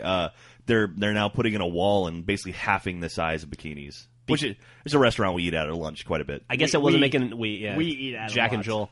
I guess it wasn't making enough money, so they're opening an Elvis themed bar next door. Yeah, Because that's what Austin needs. Yeah. Everybody's clamoring More for an bar. Elvis themed I bar. hope they have live music there too. Elvis is huge in Austin. Jeff, so. have you ever been to Eat at Bikinis when Joel or Jack wasn't there? Like, No. have you and I ever gone? Ever? No. And it's always the same thing. We go outside and people are like, what are we going to eat today? And everybody's like, I don't know. And then everybody, like, Joel and Jack are just kind of slowly walking towards Bikinis. And they're like, well, we could go to Daddy's. Or we could go to Bikinis. Or you have that conversation about, hey, where do you want to go for lunch? And you can watch Joel and Jack going, what's the appropriate amount of time to eat before suggesting we go eat at Bikinis?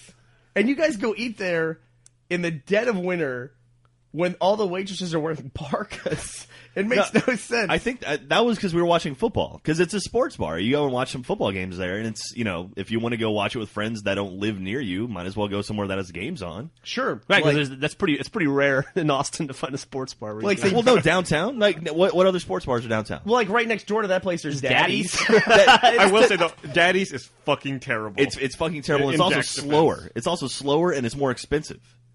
And there's not girls in bikinis. There we go. There we go. Okay. That's the appropriate response.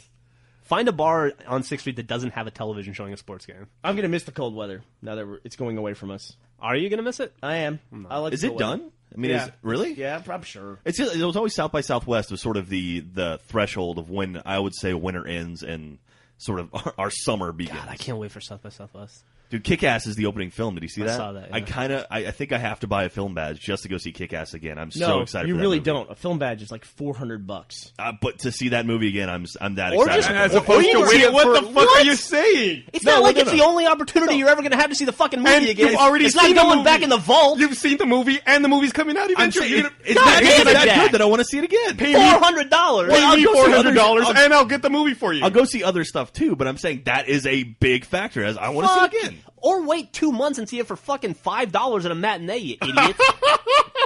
Jesus Christ. You could see it. Imagine how many times you could see it for $400 after it comes out. You could probably see it when 40 it matters. times. I was Support on the fence about buying a South by Southwest film badge this year, and that being the opening film has pretty much pushed me over the edge. I want to see that movie, Just get a fucking press Which badge. you've already seen. I can't. You can't buy a press badge, or you can't get a press badge. Personally, Jack, I admire your enthusiasm. Thank you. So. I gotta have one nice compliment. Yeah, paying $400 to see one movie. Dude, for $400, I'll give you a pre-screening of the new RVB season. Nobody else in the world will have seen it yet. $400 gets you into every film during South by Southwest, including all the parties where there's free alcohol. What other movies do you want to see? I don't know yet. I haven't looked at the schedule. For $400, we'll always good stuff. download the script and we'll act it out for you. There you go. Like over a 3-part series over lunch. Oh, only if Gus gets to be Hit Girl. God damn it. $400. See, what you're trying to do, which is your mistake, is if I were you, I would never see the movie again.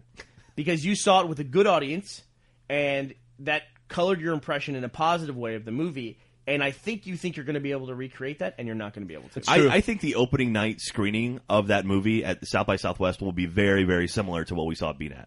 It's going to be a group of people that absolutely want to see that movie live and are going to have a great time. It probably won't have that temp soundtrack that you really love. No, that's we did see the BNAT cut of it, which had like Superman music and Batman music, stuff that won't make the final cut. But there's a lot of stuff that was in there that was permanent. That it's going to be interesting to see how they get around that. You also saw $400 interesting, apparently. The South by Southwest audience is so different than the Button-Umathon audience. true. It really is. Yes, but it's not as bad as what you would think. There are people who pay $400 for a film badge. They are a different audience. If you're going to say if you preface this $400 badge by saying it's not as bad, $400 shouldn't include the words "as bad" at any point. Well, it's not going to be as good as Button-Umathon. Nothing's going to be as good as Button-Umathon. There you go. I mean, I'll admit that absolutely. Like there will never be a better Rocky screening than the one we saw at the Draft House for BNAT. That was awesome. Which was awesome. But That's what I'm telling you. I'm not arguing that. Don't try to redo it. What he's saying is you're going to pay $400 to be disappointed. I'm going to pay $400 for a film badge that will last me 9 days that I get to see a lot of movies and go drink a lot of alcohol. I got news for you. I need you to work overtime most of these days. You're trying to catch lightning in the bottle again, and you're going to be disappointed. And you're also going to take other people to the movie, and you tell them how awesome it is, and then they're going to see it, and they're going to be like, yeah, that was pretty good. And you'll be like, what? Have you seen the Hit Girl? Have you seen the Hit Girl trailer? Come on, that movie's going to be awesome. That movie is awesome. I'm not saying the movie's not awesome. I'm saying what it is in your head is you're not going to be able to match that. I thought it was pretty awesome when I saw it the first time, and it was called The Professional. Oh, snap, what about that? I'm just kidding. That you talking about not being able to recreate the moment and they're showing something and people not appreciating it makes me think of the what was it? The film festival with the zombie with an X? Oh, you know what it makes me think about is there is that thing that when you show someone a video that you really like and then you're 2 minutes into a 5-minute video and you realize no one that you're showing it to likes it. Like when Gus showed us that fucking Japanese video. That's what I was thinking about. What, Rocket Share? Rocket Share is the best. Gus showed us the funniest video on the internet, and it wasn't that Like, funny. I remember thinking, I now like Gus. I'm second guessing our friendship because of this video. Oh, please. It's awesome. But Gus was talking about a film festival that we went to, which was actually the one that we made Real Life versus the Internet for. That was Right. a great video. What was it called? I know you talk about calling it. Was it the Wild Wild Web? It was called That the was Wild Wild Web. And it was an interesting idea. It was like an internet browsing session, but in a movie theater. And they had a connection up. It was at the Lincoln Center in New York. And people would call out things that they wanted to see, and they would look them up online. They would show them. So we'd watch people's call-outs, like requests, 2 minutes at a time, 3 minutes at a time. And we had like the G.I. Joe, PSAs, that kind of thing. You're talking about that guy, aren't you? And then we went through and we got to think. And then one guy called out a Flash cartoon called Zombie, X-Zombie. It was right? it was on Newgrounds or something, I think. And he was like, show Zombie. He was like really excited about it. And it was about a 5-minute Flash cartoon. And a couple jokes went by, and it just wasn't hitting with the audience. It was really well animated, but it was just like the audience was clearly not responding to this. The whole theater full. The kid panicked. The kid absolutely lost it. And he was like, turn it off! Just turn it off! It's Okay, no, never mind. Just turn it off. It's no good. I remember that. I felt so bad for that kid. It was the first time I've ever seen someone in the audience bomb. Right? I'll be sure to link dump it. I pull it up. I'm watching it right here. He was really... He freaked out. The Draft House used to do something similar to that. It was like bring your own tape night. It was like you bring in a VHS tape, and then they would have like best of night and stuff. Well, they have those like found movie nights. Is that what you're talking about? Yeah, I where think it that's has to be a VHS tape you found somewhere, like at a garage sale or whatever. Yeah. Well, there's that's based off Found Magazine, right? I don't know if it is or not. Which you know what Found Magazine? I do know what Found Magazine is. Found Magazine, for those who don't know what it is a guy, basically he finds papers and collects stuff off the ground and then makes a magazine of it. I've never really read it, but I've heard I read it because there was a Seth Rogen issue. Oh, really? That one, yeah. Oh, that's cool. And it wasn't as good as I'd wanted it to be. So he just went around finding articles about Seth Rogen on the floor, like, and then No, it put was it like into a Seth magazine? Rogen. Seth Rogen had like a feature he did on some shit that he found growing up, and it wasn't very funny. I was disappointed. I expected more. Out of Seth Rogen, we all expect more. Speaking of found footage, I watched... I sat down in Gus's chair, and I'm making segue after segue here. See, it just flows. It's the chair. I watched Paranormal Activity just because I was curious about it, and it's finally out on DVD. Oh yeah. And I made the comment before that it seemed like somebody just saw the cycle that, it's been about 10 years since Blair Witch. Let's make a movie and market it in basically the same way they did Blair Witch.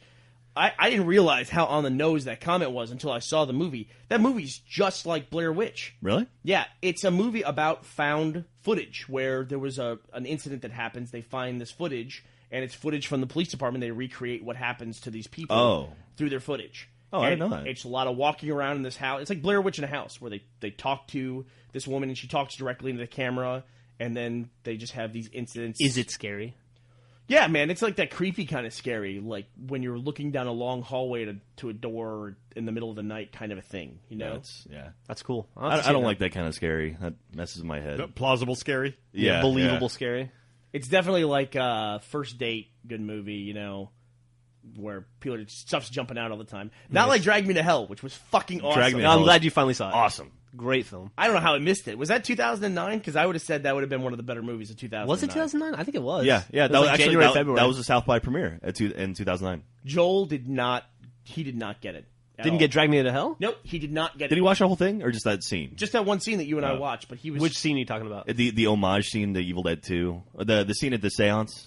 Oh yeah. Which is nothing but Evil Dead 2 homages. God, that movie's so good. So much fun to watch. Yeah. Well, if you're a Sam Raimi fan, Spider-Man, you know, but if you liked Evil Dead, I mean, it's like the movie he should have made after he made the Evil Dead movie. Absolutely, right? yeah. Because that's what you would expect. It's like a higher production Evil Dead. But it's like you watch that movie. If you had no idea who directed that movie and you watched it, you'd either be like, "That's a Sam Raimi movie," or "That's someone desperately trying to be Sam Raimi." Like it's so spot on and doing a great job. Absolutely. I love that movie. Everybody should see Drag Me to Hell. Did you pay $400 to see that movie, I Jack? did. It was awesome. Actually, I bought a badge to go to South by that year, so technically, yes, asshole. Did you pay $400 for your badge that year? I think it was like $375. I'm in a panel for South by Southwest this coming for the interactive. That's got to be like so 4 you get- years in a row for you. So you get a free badge. I do get a free badge, but I think I get You get an interactive badge, or do you get a gold badge? I think I get a gold badge. Nice. I'll take it. And that's when you can go to anything. No, that's film and interactive. Like The platinum is the everything badge. Jack, can I tell you something? Yes. I would never set foot in a live music show in my life. 100% agree with you. And wait, any in your life? Or during South by? I don't like live music. Really? It's a weird thing to say, I know, because there's so much live music in Austin, but it's beat the interest in live music out of me, living in the city. I think of live music when I go see someone perform live. It's like, wow, this is a mediocre version of the song I like on the radio. And I just like recordings. I'm weird that way, and I realize that, but I just don't go to live shows. You want to hear the polished, finished version. I want to hear the song. Yeah, I want to hear the song. And I also don't want to have to suffer through all the other songs that I don't like and don't listen to in my car to get to the one song. Okay. I don't want to pay $400 No, that's understandable. But for yeah. the one track. No, like the platinum badge though at South by is like $700, I something think ridiculous. it's more than that. I think Is it's it? like 1,100. Yeah, I think it's over 1,000. Yeah. Jesus. It also makes me feel gay. It What? does. I want to talk about that. It makes me feel gay to go to a live show. And because usually bands are all guys. What if it's a hot chick? And yeah. Who? Avril Lavigne? Steve Ferris? I went to Sure, I went to a know. Tiffany concert. Sheryl Crow? Oh, it's not Yeah, like like there's Sheryl Crow? Britney Yeah. Spears, Lady. It's not like a shortage Absolutely. of hot chick. Gwen musicians. Stefani? I would watch that Pomplamoose chick in Yeah, there you concert go. probably. But if I'm going to a band that I like and I'm just sitting there staring at them all night, I just feel a little awkward. I Yeah. do. It's not a comfortable feeling for But me. see, I saw Metallica last year at South by Southwest. They had a secret Activision show when they had just announced the Metallica Guitar Hero or whatever. That was probably one of the best concerts I've ever been to in my life. Because it was everyone there loved the music, and it was like a greatest hits compilation of Metallica. They played everything you wanted to hear. Hey, by the way, there's tickets on your desk. What's that for? That's for Jonathan Colton, actually. Oh. Yeah. Oh. He's playing at Antone's next month. The platinum badge, the walk-up rate, by the way, is $1,225. Yeah. Shoo. $1,200 and $25. Yes, $1,200 and $25. When we go to PAX and stuff, I never go to the music No. shows or anything like that. I like Jonathan Colton and I like his songs. I like everything he's got on iTunes. I wouldn't go out to a live show. I disagree with you on that. I prefer live music, but I went to so many shows as a kid growing up that I don't think I've been to one in 4 or 5 years. I don't think I'll ever see another live act again. I just Yeah. got burned out. But the kind of music I listen to is a little different. It's all obnoxious kids running into each other and Yeah, stuff. I hate to say it, but I agree with Bernie. If I could never see another live music show the rest of my life, I would die a happy man. But every Which time is you weird. saw Dismemberment playing, you had a good experience, right? It was worth it. Yeah, that's true.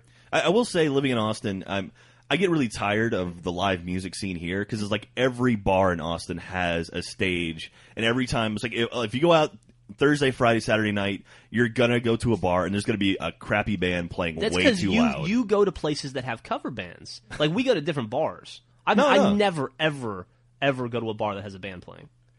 Hey, speaking I'm of... not saying there's no bars that have don't I'm have just saying bands that's the playing. scene that you subject yourself to. Well, anywhere on if you go 6th to Street. Shakespeare's, not anywhere. Have you ever seen a band play Casino or Jackalope? I stay away from bars that have live music. I have seen a band play Jackalope. I don't go to a bar to listen to. I go to a bar to talk to people. Yeah, not, yeah, me exactly. too. Not to have trouble. So I don't talking. go to the kind of bars that would have music that would make it hard for you to do that. Okay, but I'm saying the majority of bars on 6th Street are going to have live bands. I think what Jack is saying, he doesn't like bars with live music, and you're saying you don't go to bars with live music. Yeah, he's That saying seems that like he the same can't- Point. Y'all they- are agreeing. Yeah. Yes, I'm not saying all of the bars do, but I'm saying the majority of the bars on 6th Street have live music, right? Yes, You can't sure. argue that point. Okay, thank you. I mean, it's very. You could throw a rock and hit one easily for sure. Yes. Hey, Jeff, did you know a new Clips album came out last month? No, it didn't. Yeah. Really? Yeah, I'm Is looking it at it any right good? here on iTunes. Oh, I have no idea. We should Hey get Jeff, that. do you know that you dyed your hair? Yeah. Oh, I didn't. My wife did. No, that's not. She okay. asked me. It's your hair, She so- asked me if she could dye my hair, and I said, "Yeah, I don't care. Sure." Were you dyeing all the gray out? Using some Grecian formula? I do have some gray, but I wasn't. No. I've had gray hair since I was 14. Really? We knew a dude that we worked with who went gray, completely gray, at 24. Ouch. Oh, yeah, I forgot about that. Oh yeah, Steve Thea- Martin? Thea. I got hit. I got a concussion. I got hit in the eye with a baseball when I was 14, Ooh. and then when I woke up, I had gray hair. No shit. And I've had it ever since. Yeah. Knock the pigment out of your hair? Yeah. They say that trauma can do that. Yeah. Jason Jeff, has Jeff Jason being has like forced to play baseball. Like, Jason has that little patch of gray on the back of his head. Or is that gray or is that like It's a like blonde? a blonde weird, almost. yeah. It's really weird. Speaking of trauma, Gus had something on his laptop for the past hour I think he's been trying to get to. No, it's cool. Dude, don't fucking make segues for I'm me. trying to help you, man. I got You my- look like Gus you were doesn't need anxious to help. talk about it. No, it was just the first tab open. I've got 20 tabs open of potential topics, and as we steer the conversation, I pick one that's relevant. So I said You so let we brought Gus do up what Gus trauma. does. All right, fine, whatever. Don't fucking control my style. I could ruin your story right now for everybody. I feel obligated to have our fringe science portion of the podcast, though. Did you read that one of the explanations for why the UK is completely frozen right now? What's that? This kind of ties some things together. Have you guys seen that the picture? satellite image is fucking terrifying. You should link up that satellite image. That's scary. We saw a satellite image of the UK from last week where it looks like a picture of the North Pole. It's just Gavin will get on me about this, but it's the island of Great Britain. Great Britain. Not Ireland, but the island of Great Britain. Great Britain is the island. And it's solid white. Yeah. There's nothing green on the entire island. It's like something out of The Day After Tomorrow. It is. That's exactly what it looks like. Isn't North England sinking too? Or like getting slowly flooded? Let's hope so. Yeah. Well, now it's ice. And so it's like, floats. yeah. It'll float, yes. So it'll be fine. Problem solved. But they're saying it's because, you don't think about it, the UK's way the hell up north. Yep. But it doesn't have, Iceland or Sweden temperatures because it gets some kind of Gulf Stream or whatever the hell that is that goes through there and makes them a little bit more temperate. And they're just not getting it now. And they're frozen. They're solid frozen. Ben, I read recently, said there was 10 straight days of snow there, which they've never had in his entire lifetime. Yeah. So it's over like 10 years? 10 or 11 years. Yeah, right. But this is great. This is from the Pakistan Daily. And the reason for the cold temperatures is because of the time hole leak. And leaks in quote, not time hole, but leak. The time hole leak over Norway is what's causing the temperatures because they punched through the troposphere. The U.S. did because we were running experiments and we shot a high-energy quantum beam into the atmosphere and poked a hole straight through the troposphere, which brought down cold temperatures, which I think is the plot of The Day After Tomorrow. Because the cold temperatures from the atmosphere comes down through like some kind of funnel, and they're using as evidence the spiral pictures from Norway that we had like 2 weeks ago. I completely believe that. So, to the west firing of this quantum high energy beam, we had previously reported on our December 10th report titled "Attack on God's Heaven Lights Up Norwegian Sky." To how catastrophic for our planet this massive thermal inversion has been. Anthony Noonan, an assistant general manager for risk management at Mitsubishi Corporation in Tokyo, is reporting today that the entire northern hemisphere is in winter chaos, with the great danger from this unprecedented global event being the destruction of billions of dollars worth of crops in a world already nearing the end of its ability to feed itself. I heard it's a conspiracy. I know a couple weeks ago I gave you shit about not sending me links because I could find them anyway. I could never find that. What the fuck is that? Pakistan Daily? Is that I don't even know how to find that. It's daily.pk. Is that from Infowars.com? Please send me that one. I I'll read never be able to that, find that one. Sarah Palin actually fired the missile. Yeah. Disprove global warming. Yeah, there's Sarah Palin's on. She's a Fox commentator News. on Fox News now. Yeah, good for her. High energy beam fired into the upper heavens from the United States High Frequency Active Auroral Research Program. What's that an acronym Dude, that's for? so many. HARP. That's so many. Nice. So many big words. I totally believe it.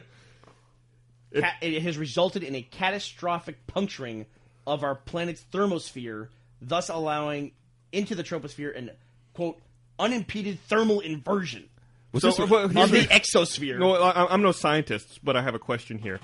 Wouldn't the space shuttle launching do the same thing? Aren't we puncturing the troposphere and the thermosphere? Is that what they call it? Gus, that's not a high-energy quantum beam, okay. This is a high-energy quantum I guess beam. when it's a high energy quantum beam, it creates the hole, whereas the space shuttle... Was this passes article through. written by like an Exactly 8th grade boy? Well, it punctures the air in a way that the air won't reseal itself. Right. Duh. Duh. Right. That makes sense. Wow. Oh, Is my it only God. going to get worse, or will eventually? Yeah, is the hole going to heal itself? Let me see if I can see what the Can we- prognosis okay, is. Can we fire another missile with a giant Band-Aid on the end? Oh, no, and, no. like, plug up the hole? Just fire the same missile in the other direction, right? In Yeah. reverse. Would you like to hear their analysis of what's going to happen? Yeah, Sure. please. To the long-term consequences of this thermal inversion caused by the West, these reports further warn that by the puncturing of our atmosphere by the HARP radars, our planet has also been, quote, needlessly exposed to the growing threat posed to us by the giant mysterious object currently approaching us, which we had previously reported on in our January 3rd report titled Russia Prepares for Asteroid Strike as New Comet Nears Sun, which has been blamed for the rapid shifting of our Earth's North Pole that was first documented in 2005. There's a lot of information in this article. If the Silver Surfer shows up, I'm going to be freaking out. So why he'll save us? No, because the Silver Surfer is the bringer of doom, right? He's the Herald of Galactus. Herald of Galactus. But he's and it also- sounds like Galactus is on his way. I love this podcast because sometimes even I feel like I'm not the nerdiest person in the room. Man alive. So we're fucked. well, egg on our face if this turns out to be true. Yeah. And we have punctured the troposphere. If it doesn't turn out to be true, then Mitsubishi's run by idiots? We need to rely on the Russian Bruce Willis to stop a comet from hitting the Earth. They're going to go up through a hole in the troposphere. It'd be awesome if you could poke a hole in the atmosphere. That'd be great. Like, you could poke a permanent hole. Like, all the oxygen, like, spews out. It makes me think of Spaceballs. Yeah, I was when they just open thinking the of hatch Spaceballs. and they put the vacuum onto the atmospheres to suck all the oxygen out. Oh. She's gone from suck to blow. Yep. All right. So I'm sending you this link, Gus, because you will never be able to. Thank you. I also sent you the /dot link about the ending of games now coming to an end. How ironic is that? Speaking of things coming to an end, should we start wrapping things up here? Okay. I think so. Why not? It's been a good one. It's been a Please good run. send your PayPal donations for Jack's South by Southwest badge, or should I say his kick-ass ticket, Yes, my kick-ass ticket. to jack@paypal.com. That's not a real address, by the way. That's not. Yeah, please don't send any. It probably money is there. a real address, Yeah, sadly. don't send anything there. It's not me. Okay, well, thanks for listening, everyone. Bye. Ta-ta.